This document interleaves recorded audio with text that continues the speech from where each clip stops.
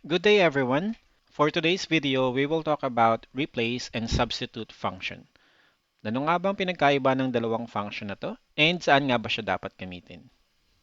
And for this, we will use cell phone numbers as our example.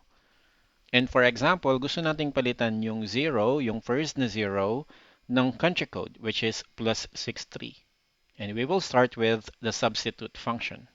Substitute function replaces an existing text with a new text in a text string. And meron siyang four arguments. Yung text, either a cell reference or yung actual text. In this case, that's A2.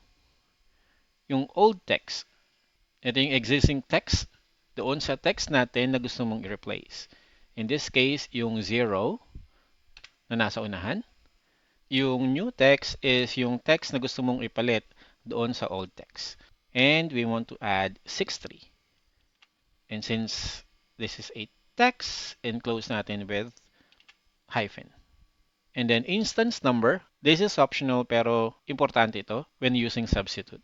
Instance number specify kung ilang occurrence ng old text yung gusto mong palitan. If omitted, every instances ng old text will be replaced. Just to show an example, ililive natin yan as blank. Click OK, and then copy natin yung formula pababa. And as you can see, yung mga phone numbers na merong multiple zeros are being replaced with plus 63. And we don't want that to happen. So ang gagawin lang natin dito, yung instance number will be 1. Enter, and then copy natin yung formula pababa. And there you go. Now, replace function replaces part of a text string with a different text string. And meron siyang apat na argument. Yung old text, in this example, is yung A2. Start number. Ito yung position ng character doon sa old text na gusto mong palitan. Which on our case is yung first character. So number 1. And then yung number ng character na gusto mong palitan, isa lang din. And then yung new text is yung text na gusto mong ipalit doon sa old character, which is plus 63. Enter, and then copy yung formula pababa. Now, the difference is sa replace function, ang basis mo is yung position ng character na gusto mong palitan. While sa substitute function, ang gusto mong palitan is a specific text. In this example, pwede nating gamitin yung substitute or yung replace kasi unang-una, yung 0 is nasa first position lang siya lagi. And then specific naman na 0 lagi yung start ng mga phone number. Let's try a different scenario. Gusto nating i-mask yung phone number. So starting from the fifth character and then 5 characters ng phone number is gusto nating i-mask. If we try to use substitute function, it will be difficult because hindi naman pare-pareho yung fifth na number and then yung 5 numbers after that. So it will be difficult if you will be using substitute function. So in that scenario, it is best to use the replace function. Since ang basis natin is yung position ng text na gustong palitan, which is the fifth number. The formula will be replace. Ito yung old text natin.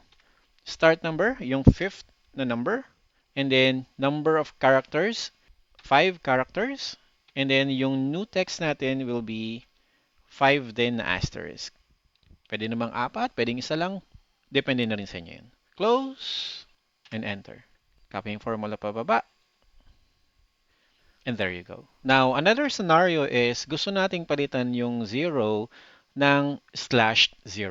And for that, it will be difficult to use replace because may possibility na may multiple zeros sa phone number. And if you will be using replace, you have to identify yung positions ng mga zeros na yon and also kung ilang instances. So for that, it will be best to use substitute function instead. And the formula will be substitute. Ito yung text natin. Ang old text natin is yung 0.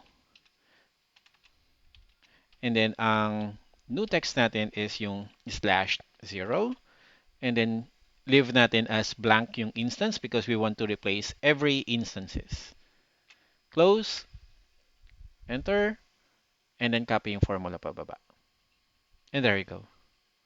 And to summarize, substitute function replaces text based on the text content, while replace replaces text based on the character's position. And for substitute, you can replace word or a phrase, while for replace, it replaces characters at known position or index. I hope I was able to explain it properly. If you find my video helpful, please like, share, and comment on the video. And then follow nyo na rin ako to receive more videos like this.